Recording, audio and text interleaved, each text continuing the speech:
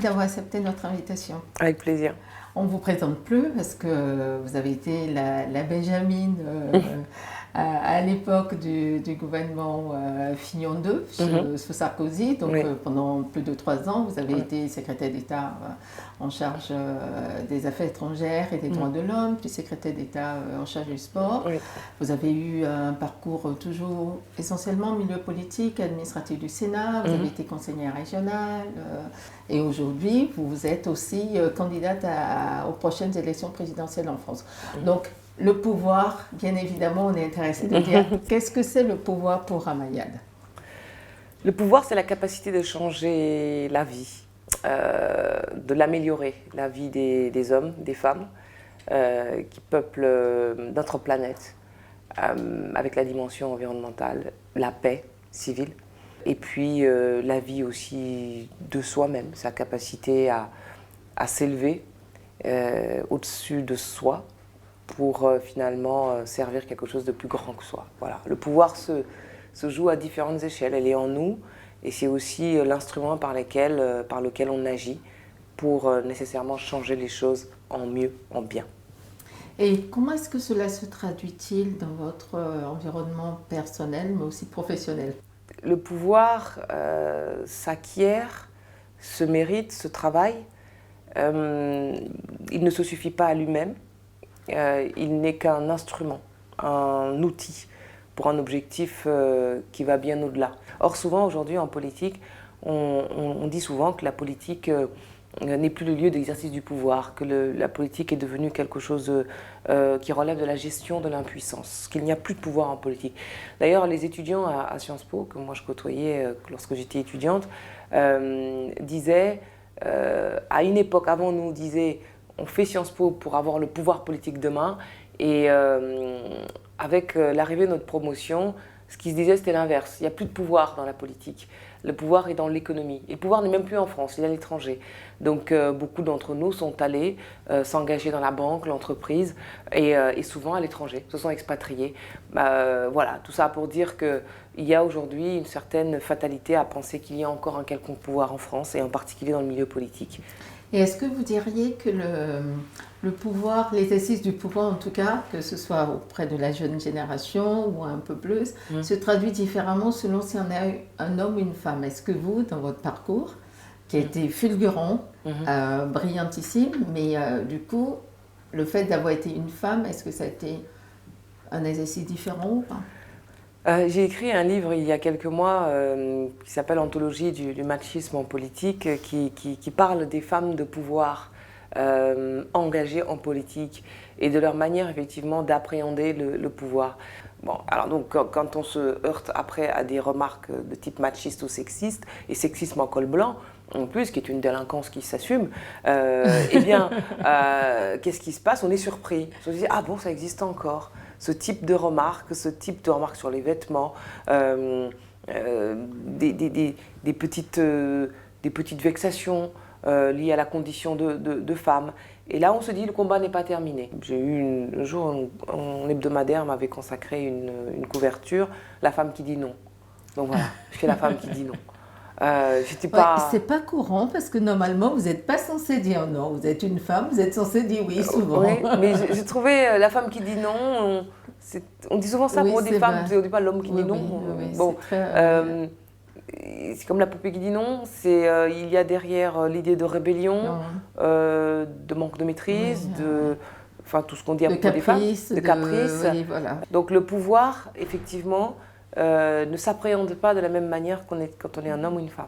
Est-ce que du coup, par exemple, le style vestimentaire, moi pendant longtemps, pour aller à des rendez-vous importants, je me sentais dans l'obligation d'avoir un tailleur masculin parce que j'ai l'impression qu'on me prendrait beaucoup plus au sérieux. Oui. Est-ce que vous, ça a été un choix ou est-ce que ça a toujours été votre style vestimentaire? J'ai souvent été assez rétive à ce qui était trop féminin, sans doute le côté aîné que j'ai, et puis j'étais très sportive, donc bon, les trucs de filles, je trouvais que c'est une perte de temps, et il y avait des choses plus essentielles dans la vie, voilà. Et c'est vrai que pendant longtemps et jusqu'à aujourd'hui, je me préoccupe davantage d'être écoutée que d'être regardée. Voilà. C'est peut-être pas bien, mais en tout cas, je me le sens à l'aise comme ça. On dit souvent que les femmes qui ont du pouvoir, qu'elles ont dû sacrifier quelque chose. Est-ce que vous, ça a été votre cas? Écoutez, moi, je pense que le premier sacrifice auquel on pense, ce sont les enfants. Moi, non, ma petite fille, c'est mon rayon de soleil, donc je ne la sacrifie pas, non. Quand elle allait à la crèche, je tenais à être la première à aller la chercher à la sortie dès 16 heures. Et s'il faut choisir, je choisirai toujours ma petite fille parce que voilà, je l'aime beaucoup. Et alors le reste, ce qu'on sacrifie, c'est plutôt l'attention qu'on pourrait accorder aux amis. On consacre en fait tellement de gens aux autres qu'on en oublie les siens, en fait. Et ça, c'est... Des fois, je trouve pas ça normal. Donc, on en profite pour passer un message. Oui, aux amis. Je ne vous oublie pas et il n'y a ni négligence ni mépris, mais juste un manque de maîtrise du temps que je vais essayer de corriger. Très bien. Si vous aviez un message pour les jeunes filles, enfin pour les générations futures, quel serait-il ? Le message, ce serait il n'y a pas de limite. On peut rêver et devenir à quoi on aspire. Voilà. C'est-à-dire que je déteste l'idée des plafonds de verre que non seulement la société impose à certaines parties de la population, les jeunes, les femmes, les personnes issues d'eux, comme on dit. Bon. Je trouve que cette limitation, elle est encore pire quand on l'impose soi-même. Parce qu'on estime que c'est pas pour nous. Si, on peut être président de la République de la France. Quand on n'est pas né en France et qu'on est devenu français à l'âge de 21 ans. Moi, c'est aussi mon message, c'est-à-dire qu'on n'a pas à s'interdire des choses, qui qu'on soit, d'où qu'on vienne. C'est même l'essence du projet républicain. Partir de rien et par le travail, le mérite et la volonté, arriver à toucher les étoiles. Et ne pas céder à ceux qui pensent qu'il faut de la discrimination positive. Je ne crois pas à ça, c'est une forme d'infamie. Parce que ce qu'on ne dit pas aux personnes qui en bénéficient, c'est que les autres qui leur font bénéficier de ça les regarderont toujours comme des usurpateurs. C'est une très bonne transition pour moi, puisque ce que j'allais vous demander, c'était justement par rapport à la situation de l'emploi, notamment des jeunes dits issus d'eux en France, qui, quelles que soient les actions qui sont mises en place depuis de nombreuses années, avec énormément de dispositifs, on constate quand même qu'ils ont un taux de chômage toujours plus élevé, 3-4 fois plus élevé que la moyenne nationale. Qu'est-ce que vous pensez qu'on pourrait faire ? Moi, je suis une des partisanes de la discrimination positive, mais on en discutera en aparté, parce que là, ça nous prendrait trop de temps. En revanche, qu'est-ce que vous pensez qu'on pourrait faire pour réduire ces inégalités, en tout cas favoriser un vivre ensemble, pour ne pas dire un mieux vivre ensemble, parce que déjà vivre ensemble tout court, ça serait très bien. Oui, c'est sûr. C'est vrai que l'un des plus grands scandales de notre pays, c'est le taux de chômage des jeunes, et en particulier dans les quartiers populaires.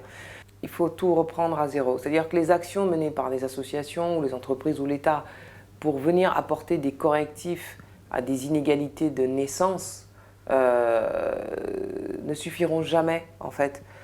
C'est pour ça que ça a du mal à marcher. Ne suffiront jamais parce que ce qu'on ne dit pas, le vrai tabou, c'est deux choses. La première, c'est l'instruction publique en France. C'est-à-dire qu'on a entériné la ghettoisation scolaire. Il y a un apartheid scolaire. Bon, et l'État l'a entériné à travers ce qu'on appelle la carte scolaire, les ZEP. Il y a les ghettos de riches et les ghettos de pauvres. L'éducation qui est donnée dans les ghettos de pauvres, ce n'est pas la bonne éducation. On a dit à un moment que les fils d'ouvriers ou d'immigrés ne pouvaient pas comprendre Balzac et n'étaient pas accessibles au savoir, et donc on va leur faire apprendre à lire sur des notices d'électroménager. Vous voyez, on leur fait parler d'Harry Potter là où il faudrait qu'ils aient du Racine. On leur explique qu'il faut qu'on les ouvre aux arts de la rue là où il faudrait du latin.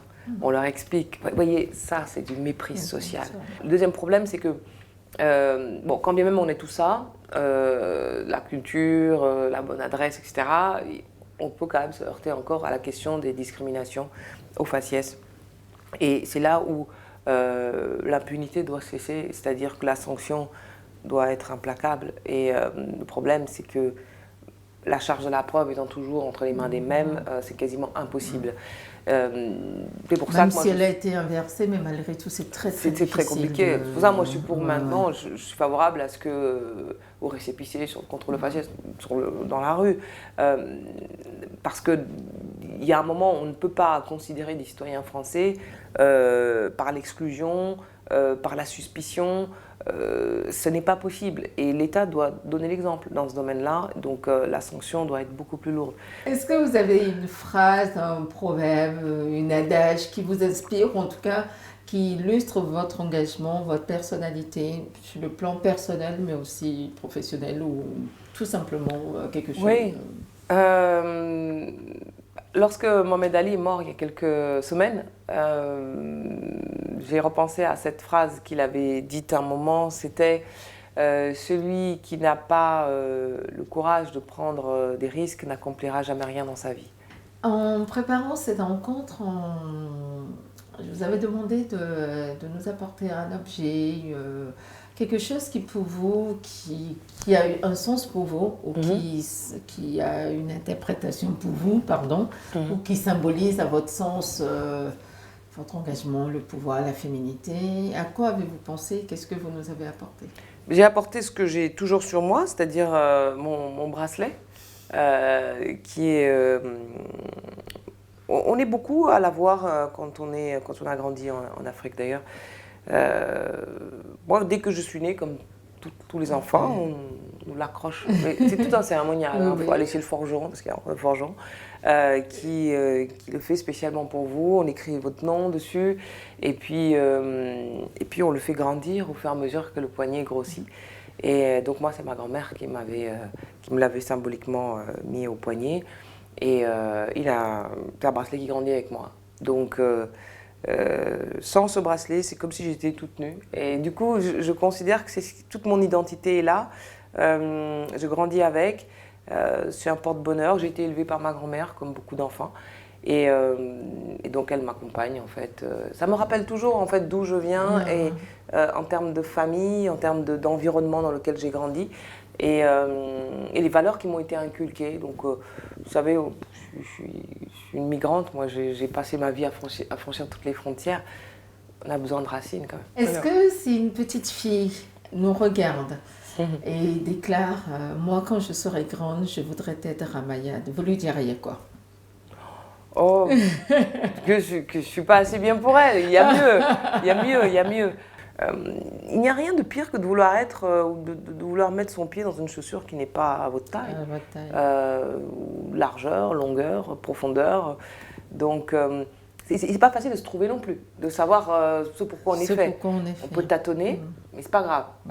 On peut échouer, mais c'est pas grave. L'entretien touche à sa fin. Pour Ramayad, le pouvoir, c'est, en un mot, l'épanouissement, la réalisation de soi, et servir quelque chose de plus grand que soi, et pouvoir agir sur les réalités pour changer la vie, en mieux. Très toujours. Bien. C'est parfait. Voilà. Merci beaucoup, Ramayad. Merci à vous, avec plaisir.